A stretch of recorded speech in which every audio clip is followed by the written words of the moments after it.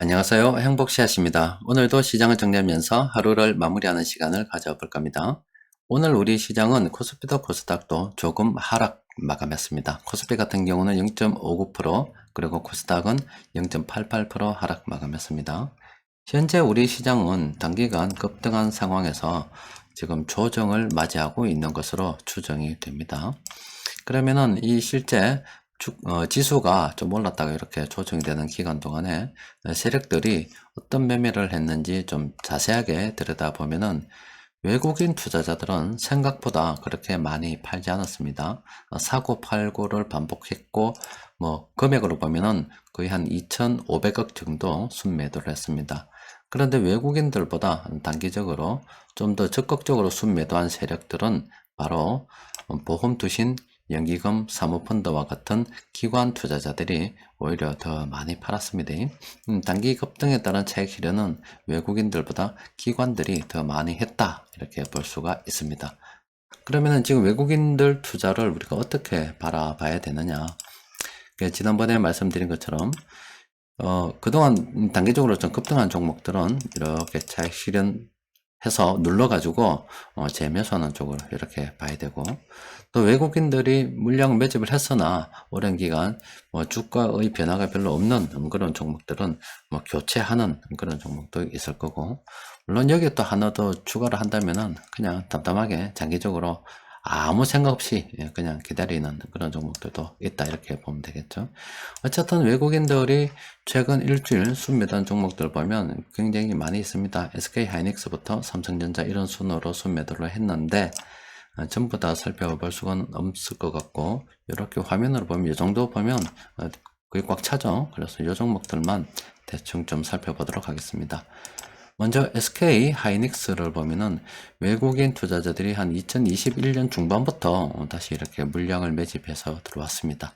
그리고 올해 초까지만 해더라도 좀 적극적으로 물량을 매집했었는데, 그 이후에는 조금 팔다가요, 지금 현 시점에는 그 올 초 수준으로 다시 물량이 회복되어 있는 그런 상황입니다. 그래서 지금 외국인들이 이탈은 하지 않았죠.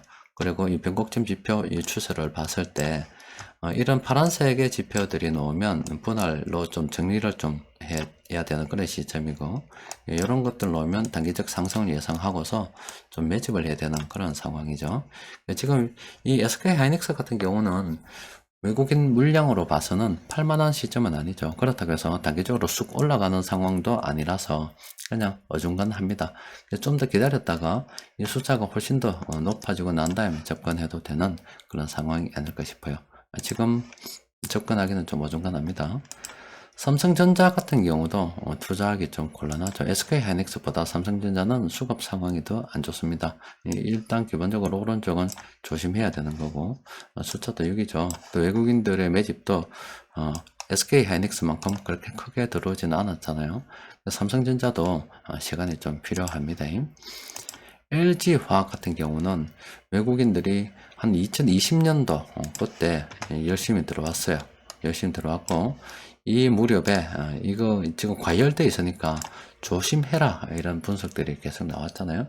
실제 이런 게 너무 조심해야 돼요. 요 왼쪽은 초보자들이 투자하기 좀 괜찮은 그런 시점이고, 이 오른쪽 같은 경우는 좀 전문가들이 좀 진행을 해야 되죠. 그리고 장기 투자는 분할 매매할 수 있는 그런 사람들이 진행을 해야 됩니다. 그래서 현재도 투자하기 좀 어려운 구간에 놓여 가지고 있고, 다행스러운 거는 그동안 이 외국인들의 물량이 빠지지 않았다는 거예요. 그러면 이 주가가 곧바로 오르느냐? 꼭 그런 건 아닙니다. 이 숫자가 좀 증가할 때까지 한참을 기다려야 됩니다. 이건 장기적으로 바라봐야 되는 그런 상황입니다. 기아차 같은 경우도 마찬가지죠. 항상 이런 게 있으면 조심해야 됩니다. 이런 게 있으면 조심해야 되고, 더군다나 수급까지 이렇게 좋지 않으면 무조건 조심해야 됩니다. 왼쪽은 초보자들이 투자하기 괜찮고, 오른쪽은 조심해야 되죠. 외국인들이 나름 2021년도부터 물량을 모아 오긴 했습니다. 그런데 별반 투자 성과를 얻지 못했죠. 따라서 지금은 이 비중을 좀 줄이는 쪽으로 현재 가고 있다. 기아 같은 경우는 그래서 지금 접근하기는 좀 곤란하다.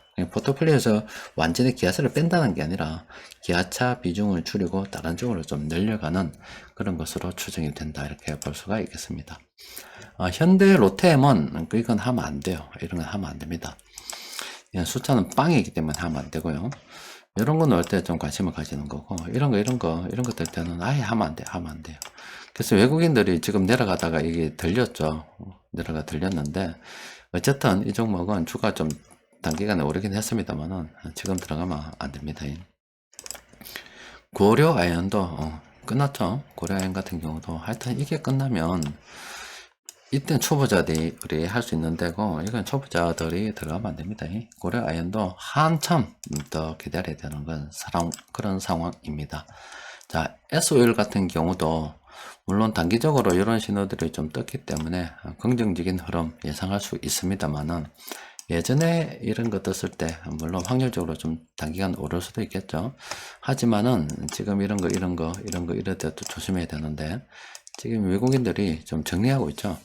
따라서 어디까지 정리될지는 모르겠습니다만은 SOL도 외국인들이 팔았다가 다시 되사가지고 오를 것이다. 이런 희망은 일단 버리는 게 좋겠습니다. 포트폴리오에서 비중을 줄이고 있는 것으로 추정이 됩니다. SK텔레콤 같은 경우도 이때 많이 모았잖아요. 2021년도 초부터 시작해서 좀 많이 모았던 시기가 있습니다. 그 물량을 계속 모아감에 따라서 제발 좀 이거 정리해라 이런 시기가 있었어요. 또 중간중간에도 몇 번 이거는 신규 매수하는 게 아니라 정리입니다. 정리. 그래서 최근 들어서 아주 짧은 구간밖에 안 올랐는데 짧은 반등에 대한 이야기도 있었습니다만은 SK텔레콤도 지금 현 시점에서 접근하기 곤란하죠. 이런 식으로 간다 그러면 이것도 포트폴리오에서 비중을 줄이는 쪽으로 나아갈 가능성이 굉장히 크다라고 볼 수가 있겠습니다. 자, 이 셀트리온도 이때를 중심으로 해서 초보자들이 투자하기 좋다가 지금 자들이 투자하기 어려운 그런 상황에 놓여 있죠. 그런데 지금 외국인들의 물량이 이때부터 늘었습니다. 그리고 이때는 이제 분할 매수 들어간 것도 괜찮지 않겠나 이렇게 돼 있는데 이 종목 같은 경우는 외국인들의 매집 여러 가지를 고려해 봤을 때 이거는 이제 초보자들이 이렇게 투자하기 힘든 전문가들의 영역이 이 정도로 보고 지금은 초보자들이 투자 가능한 그런 시기로 봐도 되지 않을까 싶어요.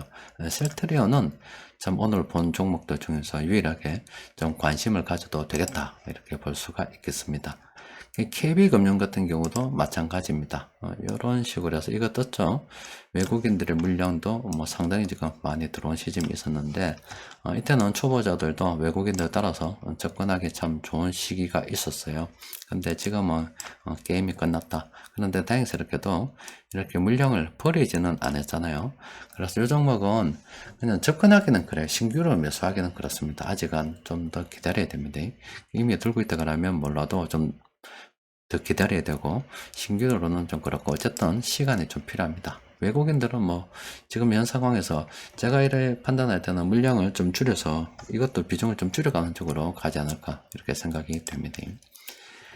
KTNG 같은 경우는 지금 단기적으로 많이 오르게 됐고 올 초부터 물량이 많았습니다. 많이 모았죠. 그러면은 지금 현재 이거 판 걸로 충분하게 차익 실현이 가능하겠나라고 생각해 봤을 때 안 되겠죠. 요거 같은 경우는 단기 투자 병행 가능합니다. 그러면은 이 종목이 정말로 진짜 9만원, 87,500원 여기까지 떨어졌다. 아니면 9만원 정도까지 떨어졌다. 그럼 색깔이 이렇게 파란색으로 되었다. 그러면은 이 종목은 눌림목을 이용해서 추격 매수 가능하다. 이렇게 분석을 해볼 수가 있겠죠. 지금 당장은 아닙니다. 하나 에어로스페이스 같은 경우는 지금 들어가면 안 된다. 이건 게임이 끝날 때가 다 됐다. 조심해야 됩니다. 최근 외국인들이 매도한 종목들 좀 살펴봤는데 우리는 매도한 종목들 중에서 앞서 몇 종목 그래도 나은 종목이 있었죠. 그거 외에는 지금 이런 외국인들이 차라리 매수하고 있는 이런 거 있죠. 이런 업종에 우리가 관심을 좀 가져봐야 됩니다. 자, 그리고 오늘 그러면 시장 수급을 좀 들여다보면은 별로 나쁘지 않았죠. 외국인들이 이렇게 매수를 했어요. 근데 최근 조정이 될 때 살펴보니까 누가 많이 팔았습니까? 보험하고 투신하고 연기금하고 사모펀드하고 국내 기관 투자자들이 오히려 차익 실현을 했지 외국인 투자자들은 차익 실현을 하지 않았습니다. 외국인들은 긍정적으로 지금 시장을 보고 계속 들고 가는 거예요. 투자를 보면 물론 기관들은 각 기관들마다 사정이 있겠죠. 또 그리고 기관들이 자기 돈 가지고 투자하는 게 아니라서 그 물주가 또 개인 투자자들이다 아닙니까? 그러면 결과적으로 기관들의 매매를 할지라도 개인들의 매매가 또 투자 성향이 저기 포함될 수밖에 없습니다. 특히 보험도 그렇고 투신도 그래요. 보험은 보험 계약을 해지하면 게임이 끝나는 거고 투신은 펀드를 해지하면 또 게임이 끝나는 거죠. 그나마 좀 장기적으로 볼 수 있는 데가 국민연금인데 국민연금은 마음대로 해지가 안 되지만 국민연금 자기들도 지금 한국의 주식 비중이 커졌을 때 나중에 누가 이 물량을 받아줄 수 있겠는가 이런 고민을 할 수밖에 없죠. 그래서 때마침 퇴직연금 디폴트 옵션이 들어와서 이 국민연금의 뒤를 누가 봐주기로 했느냐, 우리 직장인들이 봐주기로 했다. 직장인들이 봐주고 싶어서 봐주느냐, 그건 아니고 제가 볼 때 국가적으로 기획을 했다. 결과적으로 국민들의 돈을 받아내는 건데, 국민연금은 이미 연령대로 봤을 때 이게 좀 빵살부터 100살이라고 하면은 많은 사람들이 지금 국민연금에 가입을 했겠죠. 가입했고 수령자들은 이쪽이겠죠. 나이 많은 쪽이겠죠. 그럼 아무래도 직장 다니는 사람은 또 요 범주에 속한다 아닙니까? 그러면은 이미 국민연금 납입을 이제 안 하는 사람 있고 수령을 하는 사람들이 있는데, 그러면 국민들 중에서 세대를 좀 달래서 예전에는 국민연금이라는 명목 하에서 국가에서 돈 빨아당기 가지고 주식시장을 지탱을 했는데, 그렇게 지탱을 하다 보니까 이거 누가 받아주나 싶은 생각이 들었다 이 말이죠. 그래서 호구를 찾다 보니까 아따 저 퇴직연금이란 놈들이 있구나. 그러면은 저거를 어떻게든 좀 끌어당기 넣어 봐야 되는데 이렇게도 가르쳐보고 저렇게도 가르쳐보고 세제 혜택까지 줘봐도 퇴직연금은 자꾸 저축성 이자 주는데 자꾸 꼽히더라 이 말이죠. 그래서 이거 안 되겠다. 퇴직연금 저거 주식 쪽으로 어떠든가 하면 좀 밀어넣어 봐야 되게 돼서 디폴트 옵션까지 지금 도입해서 어쩌든가 국민연금의 물량을 받아주도록 하고 있습니다. 그러니까 빼바꾸기 하고 있죠. 빼바꾸기해서 국민연금은 이제 퇴직연금이 받아주기로 돼 있으니까 계획이 돼 있기 때문에 그거 서서히 빠져나오는 거고, 그럼 퇴직연금 누가 받아주느냐? 퇴직 몰라요. 아직 계획된 게 없습니다. 또 머리 좋은 사람이 나서서 뭔가 또 전 국민을 갖다가 혹하게 해서 법을 만들어 가지고 차근차근 100년 대우를 준비할지 모르겠습니다만은 아마 퇴직연금을 받을 때 생각하면 저는 죽고 없을 가능성이 크고, 국민연금은 물량을 퇴직연금이 받아주는 걸로 일단 그 정도까지는 저는 이해를 하고 있어요. 그 이상 부분에 대해서는 내가 공부할 때 부분이 아니라 저는 이미 나이가 50줄에 들었기 때문에 이미 끝난 거고, 지금 20대나 10대들이 공부해야죠. 퇴직연금을 가면 누가 받아줄 거냐에 대해서는 열심히 짱구 굴려서 공부하십시오. 저는 게임이 끝났어요. 일단 국민연금, 사모펀드 이쪽에서 차익 실현을 많이 했다는 거예요. 자, 외국인들이 요거 매수했습니다. 업종을 좀 매수했는데, 외국인들은 지금 한국 시장 비중을 늘리고 있습니다. 우리는 시장 긍정적으로 바라볼 필요가 있어요. 그리고 누가 받아준댔습니까? 주식시장에 이 돈 누가 받아준댔어요? 후긴 뭡니까? 여러분들이 받아주고 있다니까. 직장 다니는 여러분들, 정규직, 비정규직 상관이 없어요. 퇴직연금도 이직해도 계속 연결해서 받도록 돼 있기 때문에 직장인들이 받아주고 있다. 나는 주식 투자 안 하는데 헤헤 그러면서 주식 투자하면 망한다더라 이런 거 참 무식한 소리죠.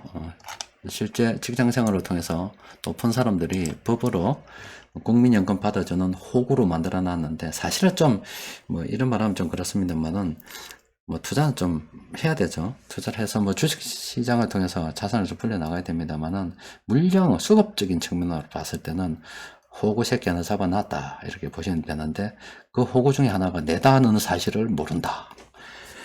공부를 좀 해야 내가 지금 그 호구가 돼 있는지 안 있는지 알지, 뻔히 보면서도 헤헤 남의 일처럼 여기는 참 무식한 사람들이 많아요. 그러면서 내가 돈 틀리는 것 자체를 모른다니까.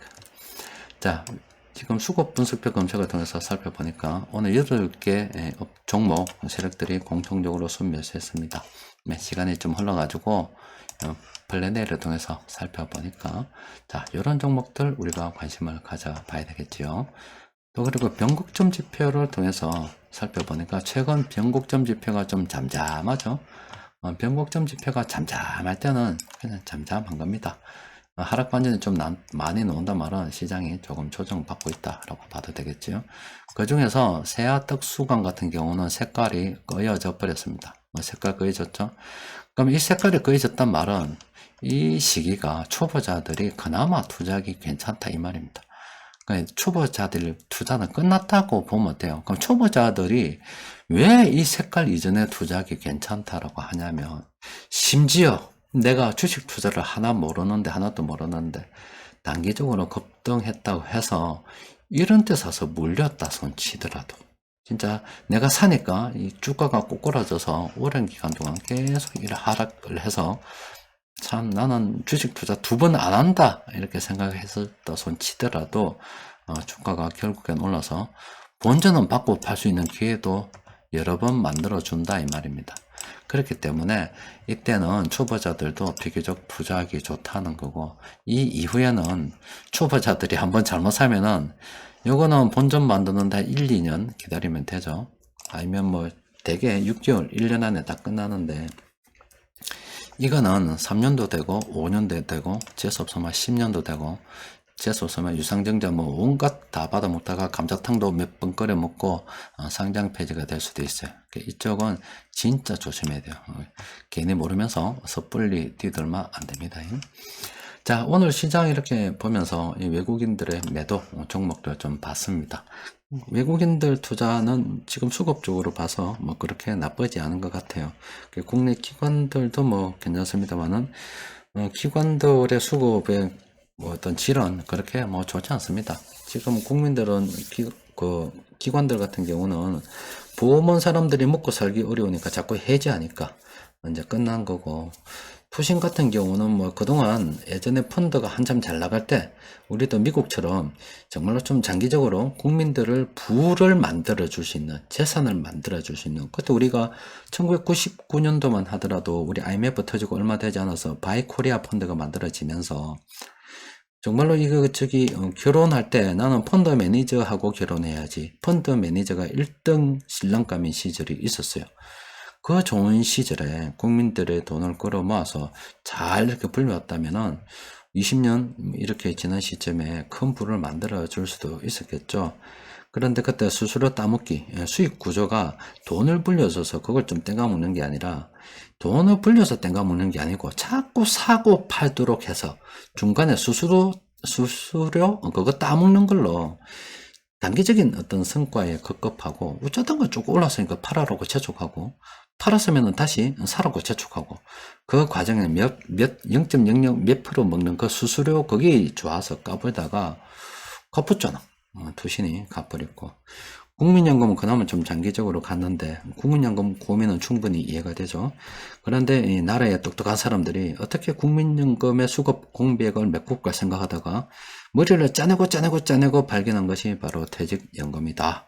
그래서 세대 간의 어떤 물량 뜨는 길을 지금 국민연금과 퇴직연금 사이에서 벌어지고 있고, 그리고 대다수의 어떤 국민들은 나는 주식 투자 안 한다라고 이야기하면서 퇴직연금을 통해 실제 선배들이 어떤 주식시장에 샀던, 연금을 통해서 샀던 걸 받아주고 선배들은 그걸 돈으로 바꿔가지고 노후생활 즐길 수 있도록 도와주는데, 현재 퇴직연금을 납입하고 국민연금의 물량을 떠넘길 그 돈들은 그럼 그 다음 돈을 받아줄 호구는 누구인가? 그에 대해서는 나는 알 바가 아니다. 누가 고민해야 되느냐? 10대나 20대 지금 고졸머니들 고민을 많이 해야 될 거다.